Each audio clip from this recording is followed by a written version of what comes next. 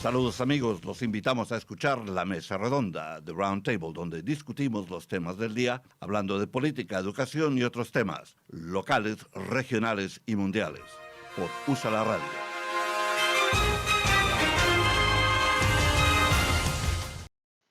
Señoras y señores de USA la Radio, estamos aquí de nuevo con su programa, la mesa redonda de Roundtable de la ciudad del amor fraternal. Les habla Fernando Mendez. Dani Ramos controlando la máquina digital. Bueno, y tenemos noticias nacionales e internacionales, además de, como acostumbramos, traerles noticias del estado y la ciudad.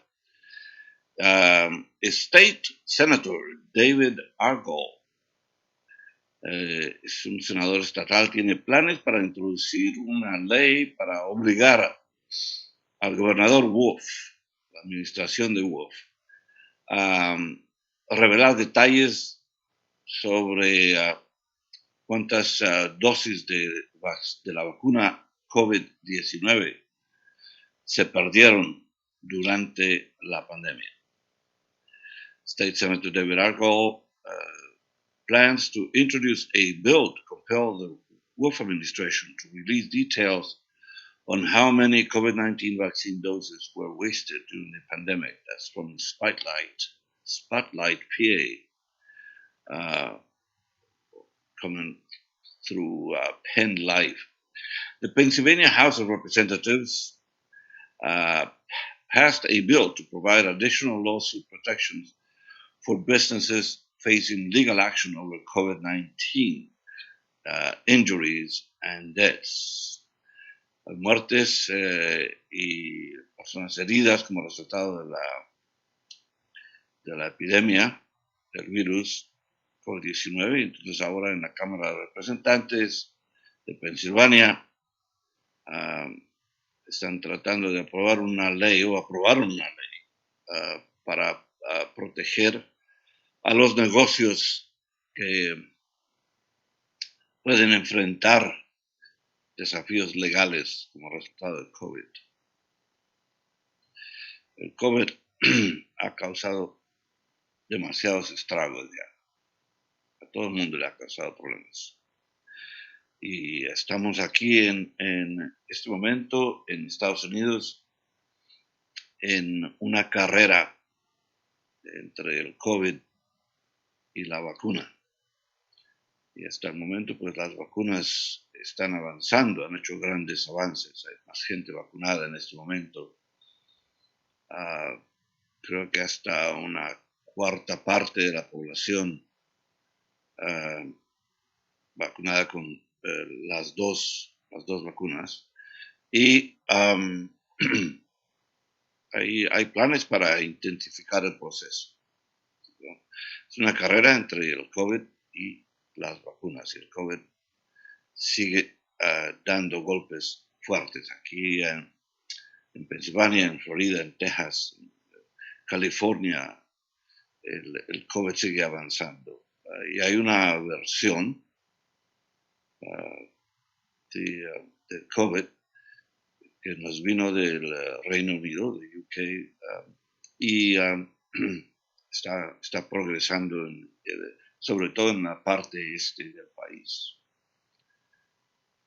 The State Department of Corrections will vaccinate 39,000 inmates and 16,000 workers. El Departamento de Correcciones del Estado va a vacunar 39,000 presos y 16,000 empleados. También vino de Spotlight.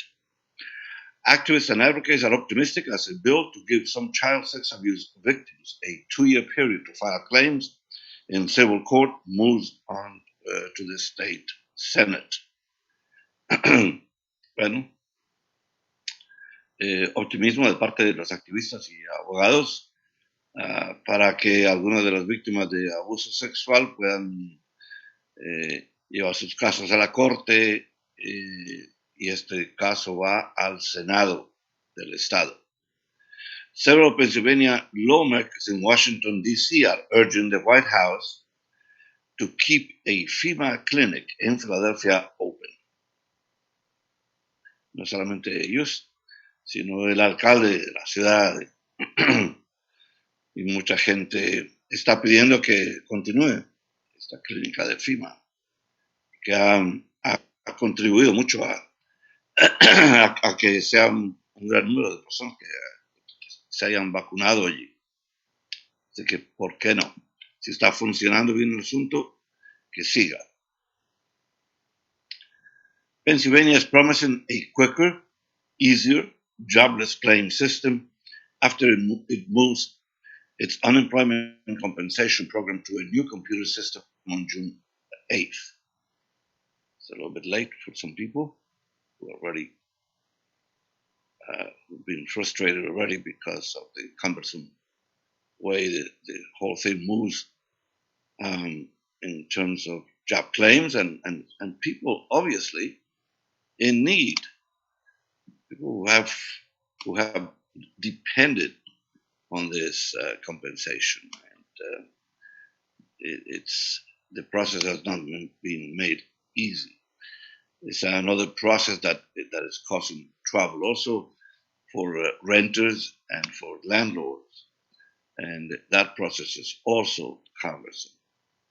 And you have to use Google or some other system, and they specifically let you know what systems are working and which ones are not. Apparently, Safari. If you use Safari, it doesn't work. So if you're filing for rent aid, the Safari system does not work. So be aware of that. I don't understand this age of technology. We should have a better system. That's all I'm going to say for the time being. Well,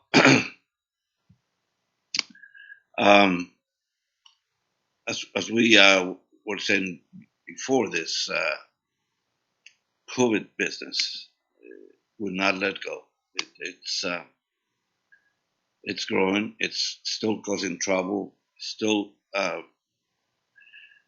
killing people. But mostly right now in Brazil, for instance, it somehow, I guess, because the president of Brazil, Mr. Bolsonaro, refused to admit that this was a serious threat to the health of the country, and we don't understand why Bolsonaro still governing a beautiful country and contributing to the death of thousands of people because he is an irresponsible leader.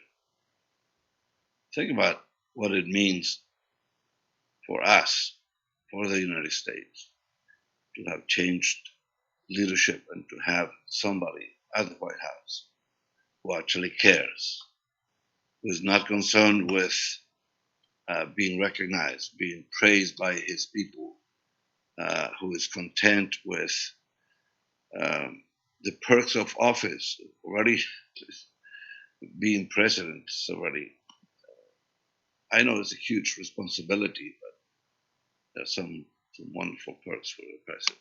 Anyway, it's a tragedy that we had to go through a whole year of COVID under the lack of leadership of Donald Trump. With a personal stake in this, in second chances after 3 years in prison, former DA Seth Williams is helping to launch a new Philly Vocational Training Center. Wow, it's Seth Williams on ABC. He served 3 years in prison, and he's looking to help vocational training. And in terms of education, that's one of those items that we should be training people for the future. And there are some degrees, even from great universities. There are some degrees that are not going to lead you to sound employment, let's say it, put it that way. Some degrees will immediately attract the attention of employers, especially degrees in technology, engineering. But there are certain training, certain vocational careers, plumbers, electricians, roofers, painters, who could very well bypass college or get the necessary training in these vocational schools, which used to exist, used to be very popular, not only here in the U.S. but all over the world. And I know in Colombia there were schools dedicated to training people in mechanics, in ironworks, in painting, and those are careers that, even though are less prestigious than say doctors and lawyers, in the long run are more necessary for us. The United States is a country that has produced too many lawyers, and too many lawyers are filling the legislatures all around the country, and not necessarily doing the best jobs. So we need more plumbers, more electricians. I have really newfound respect for these trades that not only are necessary and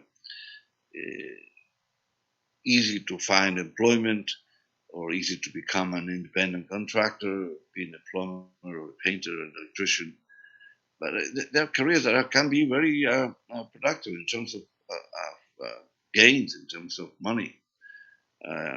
You don't have to sort of climb the ladder to gain a higher salary. So please pay attention to this.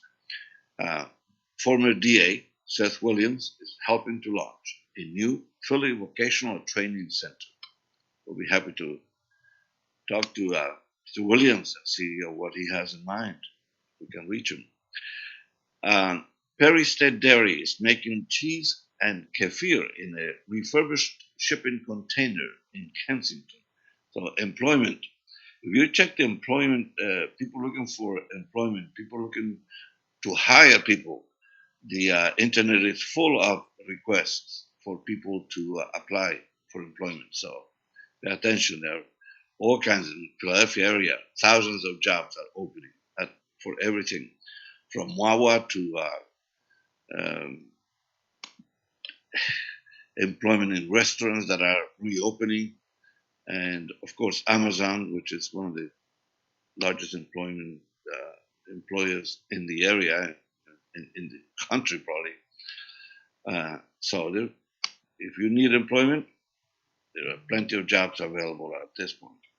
A local station is in the final four of Street Blog USA's Stories Bus Stop competition submitted by Ethan Diamond at the SEPTA stop in Lower Merion. It's next to an overgrown guardrail on a 45-mile-per-hour road. Voting ends at 4 p.m. today. So if you want to know that, make sure you do it in the right way. What else can we say? This continue with this the theme of the vaccines. Belated kudos for Dr. Carico, developer of the mRNA vaccine technology. Many of the COVID vaccines helping society bounce back from the pandemic depend on mRNA technology, which was championed over decades by University of Pennsylvania researcher Kati Carico. New York Times is out with a long profile of the 66-year-old Hungarian immigrant. So, people who are responsible for the advancement of science deserve special recognition.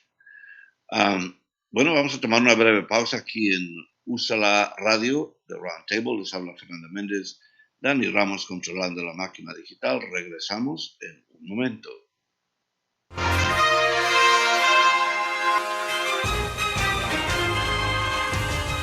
Saludos amigos, los invitamos a escuchar la mesa redonda de Roundtable, donde discutimos los temas del día, hablando de política, educación y otros temas, locales, regionales y mundiales, por USA la Radio.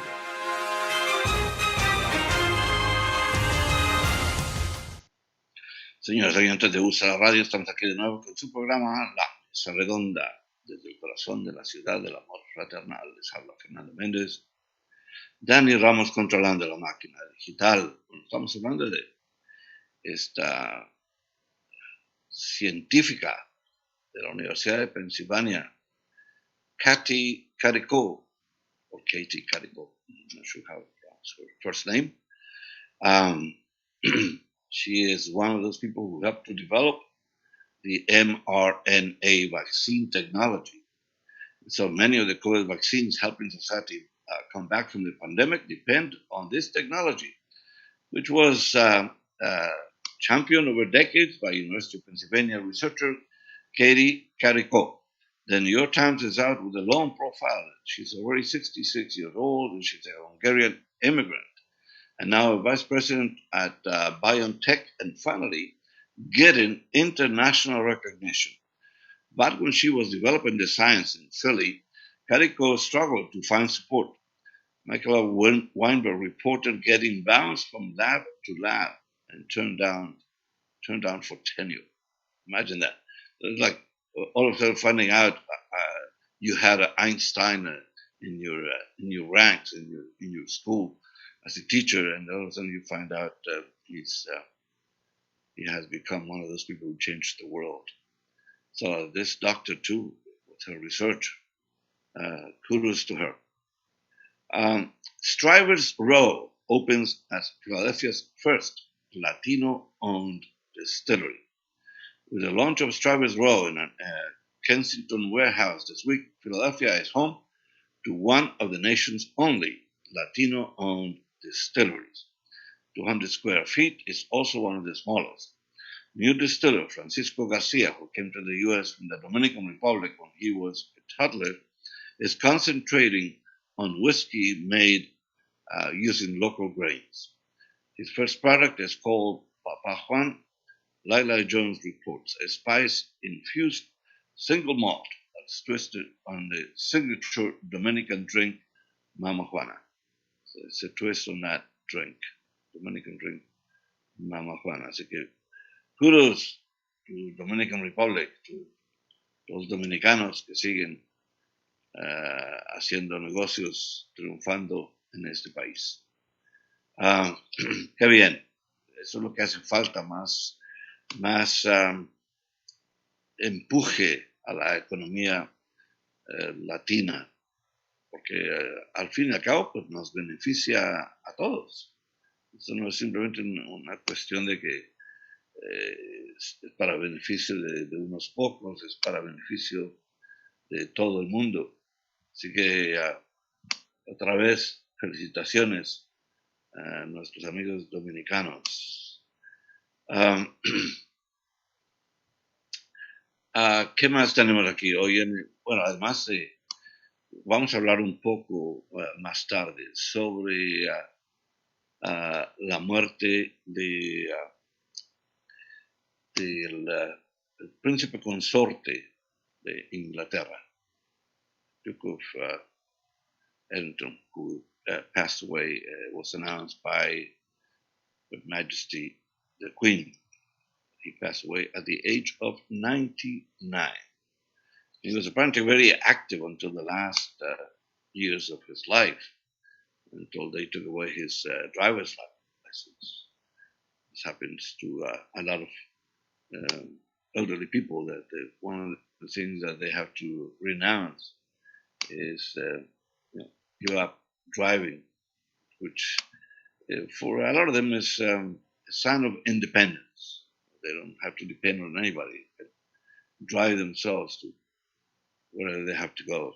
So that's for Prince Philip. That was a privilege that he enjoyed until practically the end of his life. Um, we have this business with COVID. Brazil to have reached sort of a landmark. 4,000 people died in one day in Brazil. Again, that was Mr. Bolsonaro, the leader of Brazil. On the other hand, researchers say the United Kingdom will reach herd immunity. Remember that?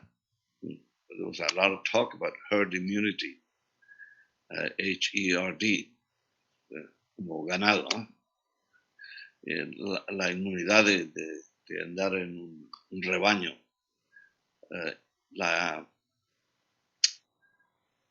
En Inglaterra está pasando esto, en el Reino Unido están cerca de alcanzar esto, y justo a tiempo, porque este virus está atacando fuertemente a Francia, Italia, Alemania, donde han tenido que cerrar. En Francia han tenido que cerrar los bares y restaurantes de nuevo. Ha causado gran consternación entre la gente, porque estaban pensando que ya se había derrotado el virus, que estábamos camino a la normalidad. Resulta que no. Resulta que han tenido que volver a cerrar. Pero en el Reino Unido están anunciando que la combinación de varias vacunas ha ayudado a llegar a un punto tal que estamos cerca, en el Reino Unido, cerca de lo que llaman herd immunity, inmunidad de rebaño. Those with some immunity are expected to exceed 73% of the population by Monday. That's excellent. Infections dropped by 60% during March.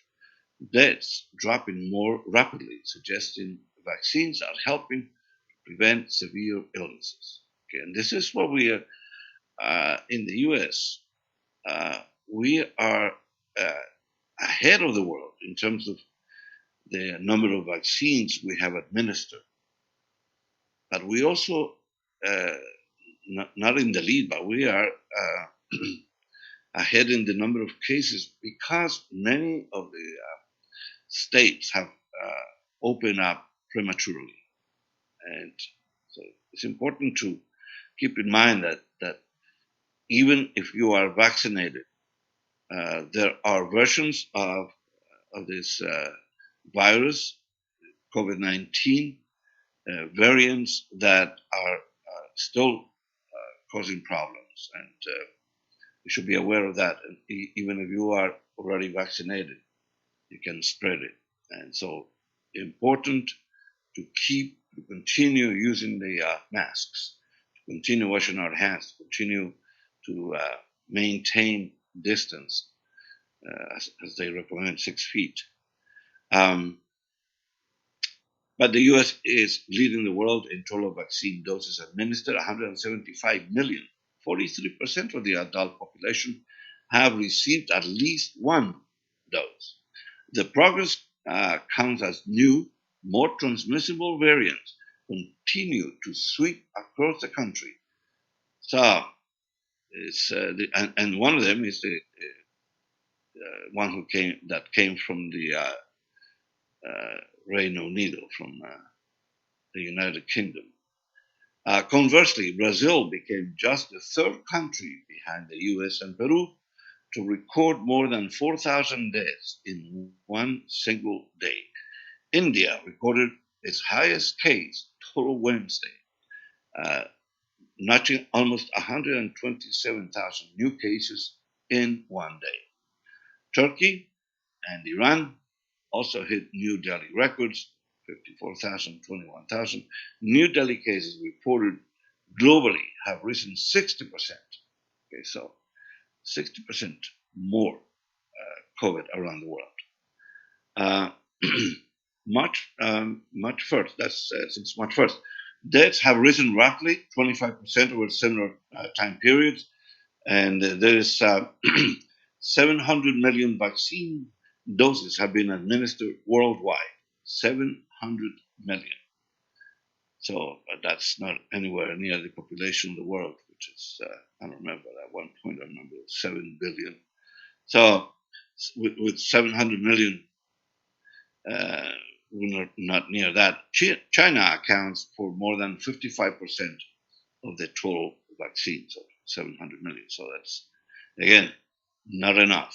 And there are so many countries, especially in Latin America and Africa, that are in dire need of vaccines. And the poorest countries are suffering at this point because they don't have the resources we have here. At one point, they were talking about France, the relatively small number of people vaccinated in France. It was shocking because they have a very advanced health system, but perhaps what they don't have is enough doctors, enough nurses to inoculate the population. So, good news on one hand from the United Kingdom in terms of trying to reach herd immunity. Bad news from other countries like France and Italy and India, Pakistan, where this continues to grow, and Brazil. There are other countries in trouble right now. They have not had enough vaccines. Colombia, Peru, Bolivia. I know Paraguay and Uruguay were suffering also because of being so close to Brazil. And that's as far as the information I have outside of what is happening in Brazil, where this is what I said. Hospitals are overcrowded in Brazil. Hospitals are overcrowded, and it's lack of organization in Brazil, lack of interest on the part of the government in having a system that would truly deal with COVID-19. And it always brings to mind, I'm sorry to keep reminding you of this. Thank God. Thank you. Thank you for voting. Thank you for getting rid of the most,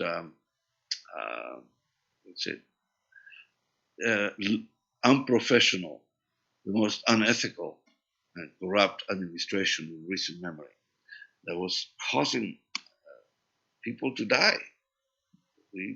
We should not have lost as many people, but Mr. Trump didn't want to admit that there was COVID, didn't want to admit that the seriousness of the virus. And that's one reason we were behind in starting to fight COVID seriously. But Biden has taken steps, drastic steps, and very effective steps to deal with this virus. And and the conditions that we have right now are due in great part to the seriousness of the Biden administration in dealing with the virus and the ability to increase the inventory, increase the rate of vaccination. And right now we expect, the president expects, that by May, that anybody who wants to be vaccinated can be vaccinated in this country. So, we're going to take a brief pause here en Usa la Radio. Les habla Fernando Mendez. Dani Ramos controlando la máquina digital. No se vayan, regresamos en un momento.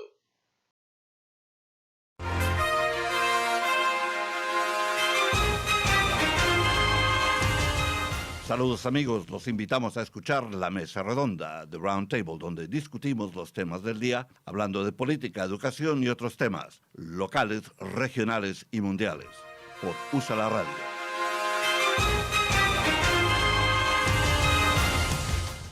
Bueno, señores oyentes de USA la Radio, estamos aquí de nuevo con su programa La Mesa Redonda, The Roundtable. Les habla Fernando Mendez, Dani Ramos controlando la máquina digital.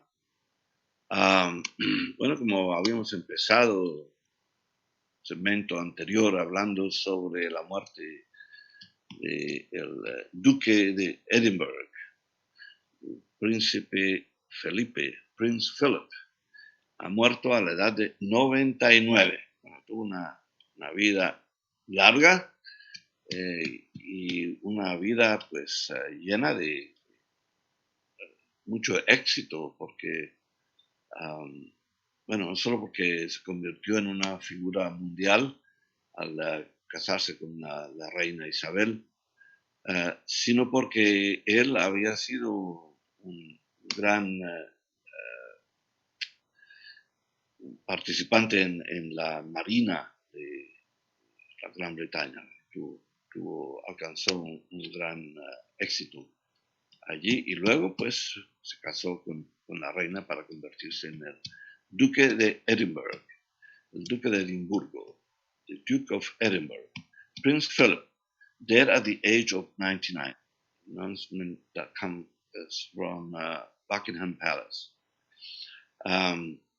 Why is this important to us? You say, well, royalty.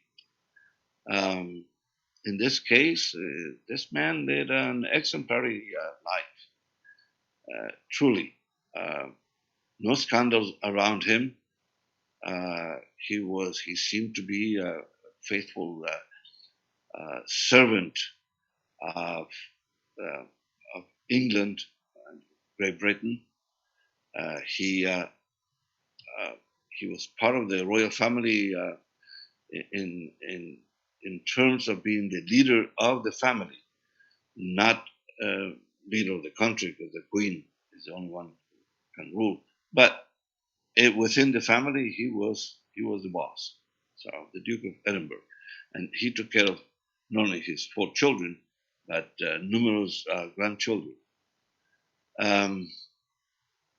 I wonder, because I didn't read anything about this, I wonder what he thought of the recent events with Harry and Meghan Markle. Because I'm sure he abhorred scandals in the royal family. And he lived through a lot of them. Prince Charles and Diana, and then the latest one, Harry and Meghan. And he was the lead, he was the head of the family. So he had to deal with a lot of this.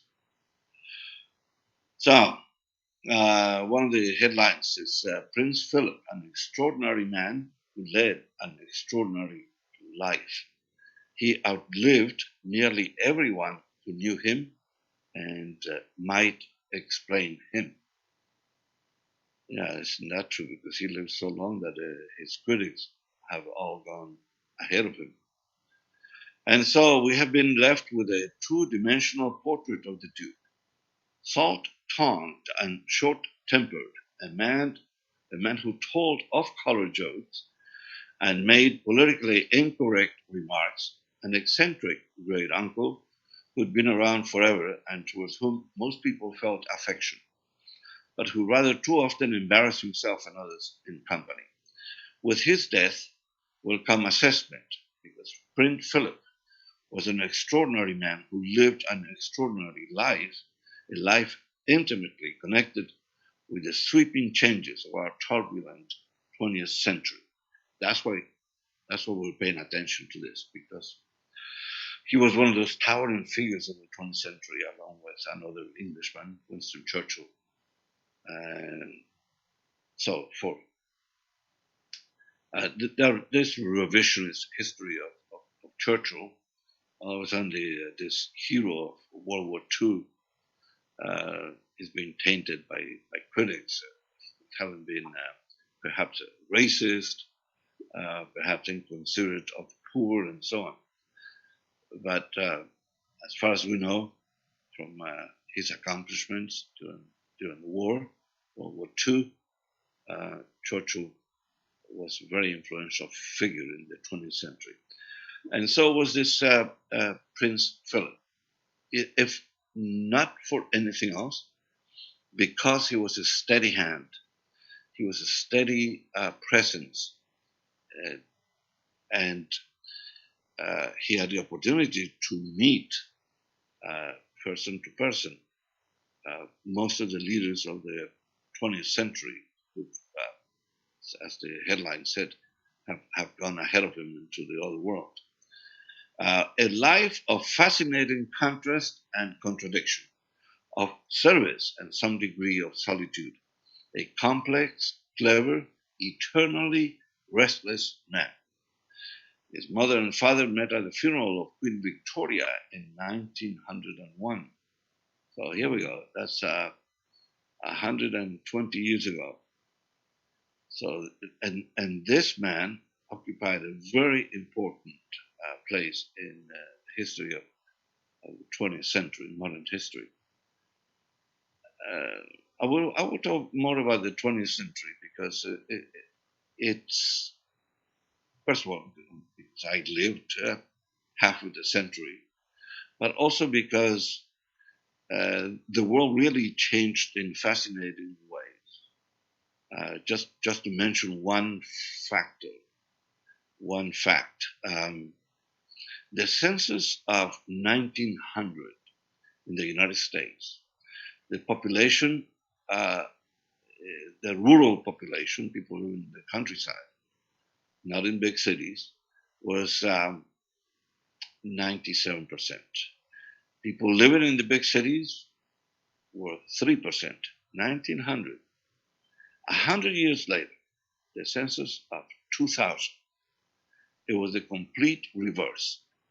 97% of the population lived in big cities or in cities, and only 3% of the population in rural areas. And so this person, this Prince Philip that has just died, he lived through most of the century, 99 years. And he saw all these changes that will comment on that in the last part of this program, the segment after this one. Queen Victoria, in 1901, she died, and that's when the parents of Prince Philip met. At a time when all but 4 of Europe's nations were monarchies. Think about that. Only 4 were not monarchies. So most European nations were ruled by kings, princes, dukes, or the nobility. Imagine that 100 years later, there were almost no monarchies. There was only the English monarchy, and there were sort of minor reigns like in Monaco.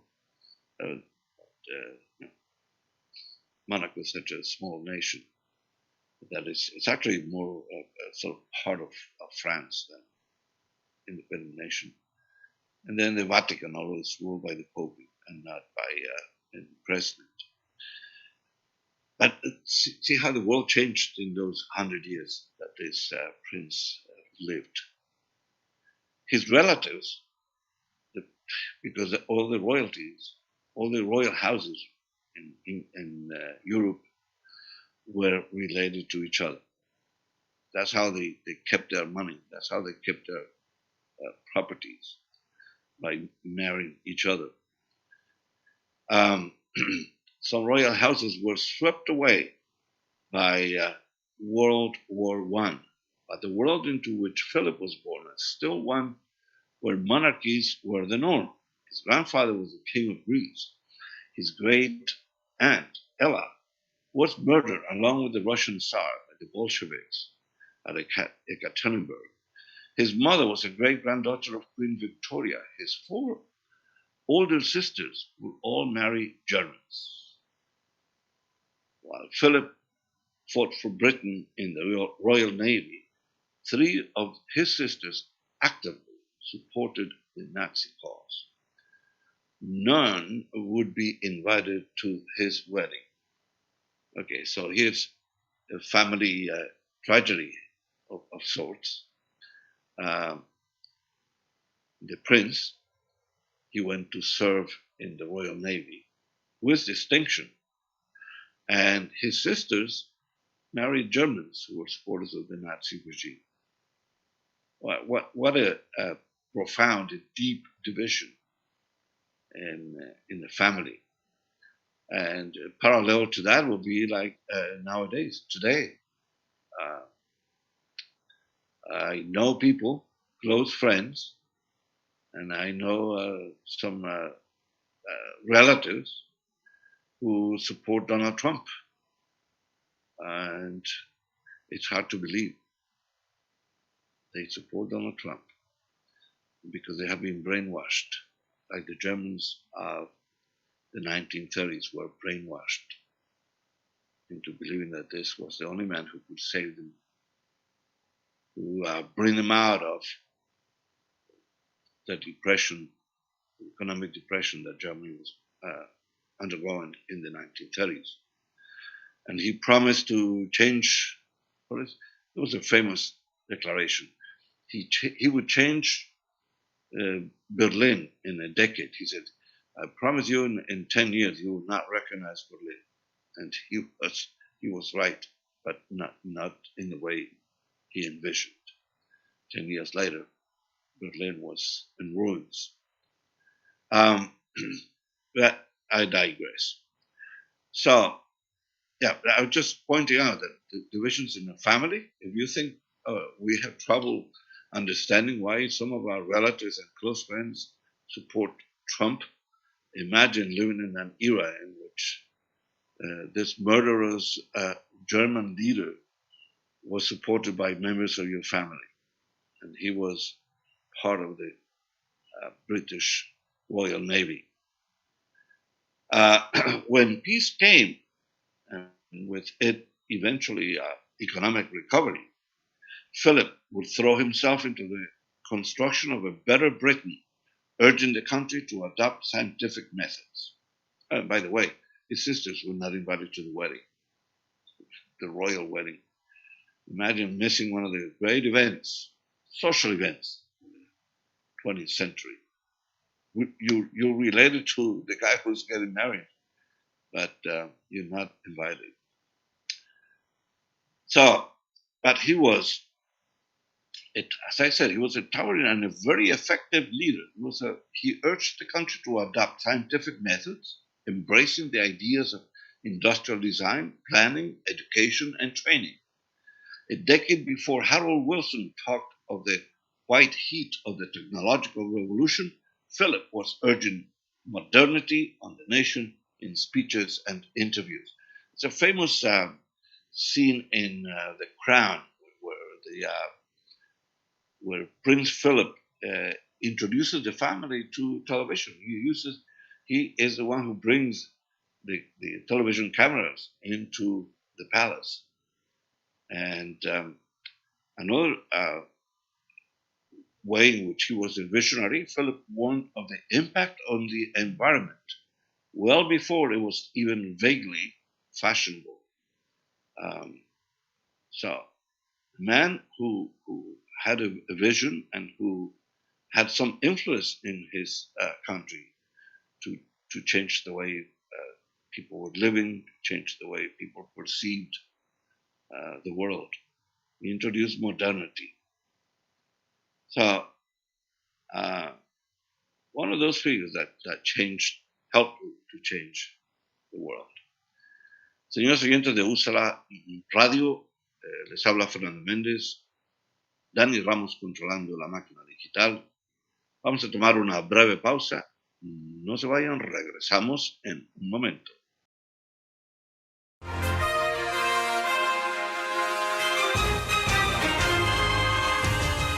Saludos amigos, los invitamos a escuchar La Mesa Redonda, The Roundtable, donde discutimos los temas del día, hablando de política, educación y otros temas, locales, regionales y mundiales, por USALA Radio.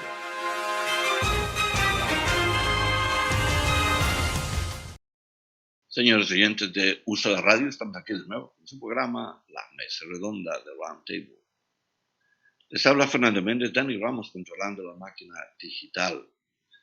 Bueno, como les prometí, voy a hablar un momento sobre el siglo XX y el modo como cambió. Como ya les mencioné, Las estadísticas nada más nos muestran lo que sucedió en estos 100 años, del 1900 al 2000. Cómo cambió el mundo tan drásticamente, nada más que con la introducción del automóvil, por ejemplo, ya se había experimentado, la aviación, la era atómica y el modo como vivía la gente. Pues ya les mencioné que el 3% de la población en 1900 estaba en áreas rurales, el 97% de la población, perdón, y el 3% en ciudades. Y 100 años más tarde, todo lo contrario, la mayoría de la población, 97% en ciudades, en urbes, y un 3% en los campos, áreas rurales. Es un cambio drástico y hemos visto en las últimas 2 décadas, digamos 3 décadas inclusive, el modo como la tecnología ha cambiado el mundo, como los millonarios de antaño, recordemos que al principio del 1900, los Rockefeller y esta gente, Astor y toda esa gente hicieron dinero con el petróleo, explotando minas de oro, de plata, etc. Y se enriquecieron de tal modo. Y en el siglo, a fines del siglo XX, el cambio total en cuanto a quién y cómo ganaba la gente tanto dinero, se convertían en multimillonarios, billonarios, fue a través de la tecnología. Silicon Valley created tremendous wealth, richest people in the world. So those are drastic changes. But I wanted to talk about the 20th century and the confrontation between the forces, the negative forces of the Russian Empire, the USSR, the confrontation with the West, with the United States at the head of the European democracies. After World War II, remember, the Soviet Union ended up building what Churchill called the Iron Curtain. And so Hungary, Czechoslovakia, Poland, they ended up behind this Iron Curtain in the grip of the Soviet Union. And so for 75 years, the Soviet Union held a tremendous grip on not only on Russia, but on the nations around it. And all that changed in 89, 90. But that confrontation had already had repercussions. And let's remember one of the things that was not of benefit to Latin America, for instance, was the creation of a dictatorship, a Marxist dictatorship in Cuba. And the shock wave, because that extends then later on to Venezuela, to Nicaragua. And it destroyed the economy of Venezuela, one of the most powerful economies in Latin America. It's a country that is rich in natural resources beyond belief. And this Marxist dictatorship destroyed it. And Venezuela today is still in the hands of a dictator, Nicolas Maduro, who still believes in that philosophy of government. I'm not even sure that he understands what it is or believes anything, except he's following the lead of the previous Marxist who ruled Cuba and who adopted the same ideas for Venezuela under Hugo Chavez. So those are destructive forces. And that's one thing that we have to be aware of how these philosophies of government can change our lives. And that's why we should be celebrating right now that we are not in the hands of a dictatorship, that we have to lament the fate of Brazil in the hands of Bolsonaro, who is an inept leader who is blind to the suffering of the people. We have to lament the existence of the dictatorship in Venezuela and Nicaragua. And we should keep in mind that this is a kind of influence that can destroy a democracy. We, on January 6th of 2021, this country, for the first time ever perhaps, saw what it could be if we lost to a handful of bigots, if this attempt, this sedition, this attempted coup had triumphed. Imagine where we would be at this point. Because if you thought Donald Trump behaved like a dictator before November 3rd, 2020, imagine what he would have done if he had succeeded. That is inconceivable. But that's why the more we educate our people, the more we know about what it means to have a democracy, the more we will be alert to the possibility that somebody like Donald Trump or somebody like Fidel Castro, Nicolás Maduro, Ortega, or any of these dictators, personality like that could sway the people, because they have a gift of leadership, but it's a gift of evil. And so we have to be watchful. We should celebrate that we have a leader who's aware of what it means to be a democratic nation, and who is doing all things possible right now in spite of the obstacles in Congress, in the Senate, in spite of Mitch McConnell and these people who oppose the Republicans who say no to everything. So let's be optimistic that Joe Biden can succeed in his plan to vaccinate everybody, in his plan to recover the economy, to open schools, to return to normal. And he certainly has kept his word so far, and beyond our expectations. Remember the number of vaccinations, 100 million in 100 days. We went way beyond that. And of course, we cannot rest easy because the virus is still with us, and the vaccine is also with us. And that is the race that Dr. Fauci says we are going to win, that we have to win. So we need to be patient for a little bit longer, and we'll be out of this. We might be able this. The more patient we are, the more we wait for the right time, the more we will be able to succeed. Well, with that thought in mind, thank you. Muchas gracias por su sintonía en el día de hoy. Se despide Fernando Mendez. Dani Ramos controlando la máquina digital. Los esperamos hasta la próxima.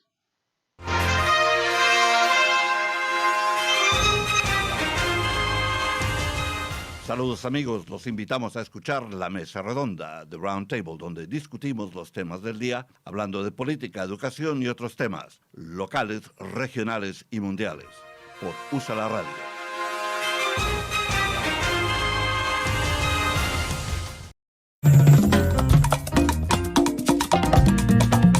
¿Qué tal amigos? Les saluda Edgar Joel y los invito al show de ¿Sabes qué? Did You Know?